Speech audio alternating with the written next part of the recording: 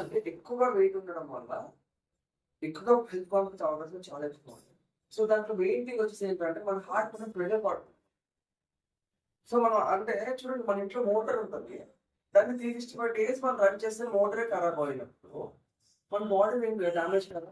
మన body 24 hours 365 days run అవుతూ ఉంటుంది మన బాడీ మోటార్. ఏంటది హార్ట్. మన హార్ట్ అనేది హెల్తీగా ఉండాలి అంటే వాళ్ళు దాని తగ్గట్టుగా రెస్ట్ దాని తగ్గట్టుగా వర్కౌట్స్ ఇస్తేనే కదా హార్ట్ హెల్తీగా ఉంటుంది. హార్ట్ పైన లోడ్ అనేది చాలా ఎక్కువ పడుతుంది మనకి. ఎక్కువ వెయిట్ ఉంది. ఖచ్చితంగా కూడా హార్ట్ పైన లోడ్ తగ్గియాలి అంటే ఏదైతే అనుకున్న టార్గెట్ ఏదైతే వెయిట్ లాస్ ఉందో ఖచ్చితంగా అవ్వాలి.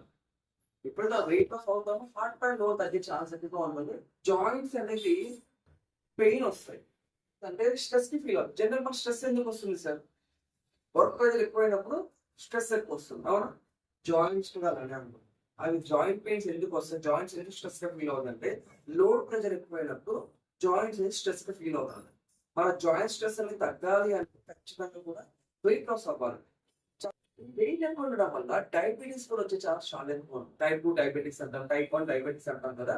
అవి కూడా వచ్చే ఛాన్సెస్ చాలా ఎక్కువగా ఉంటాయి మనం. వాళ్ళకు కూడా డయాబెటీస్ వచ్చిందంటే వాళ్ళు ఏం ఫుడ్ తింటున్నారు, ఏ టైం పడుకుంటున్నారు, ఎంతసేపు రెస్ట్ ఇస్తున్నారు, తినే ఫుడ్ న్యూట్రిషన్ బ్యాలెన్స్ చేస్తున్నారా లేదా, ఒకవేళ బ్యాలెన్స్ చేసినా కూడా కరెక్ట్ ఫుడ్ తింటున్నారా, క్వాలిటీ ఫుడ్ తింటున్నారా, ఇలా చాలా ఉన్నాయి.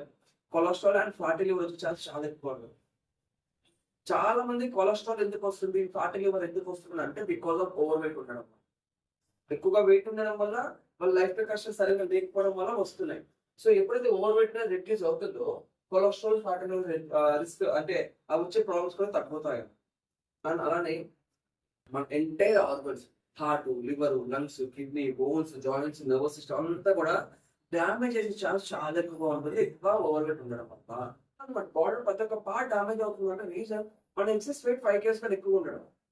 ఎప్పుడైతే 5 kgs కన్నా ఎక్కువ వెయిట్ ఉన్నాము అంటే డ్యామేజ్ మన బాడీలో ఆర్గన్స్ డ్యామేజ్ ఛాన్స్ చాలా ఎక్కువగా ఉంటాయి. బాడీలో ఏదో ఒక ప్రాబ్లమ్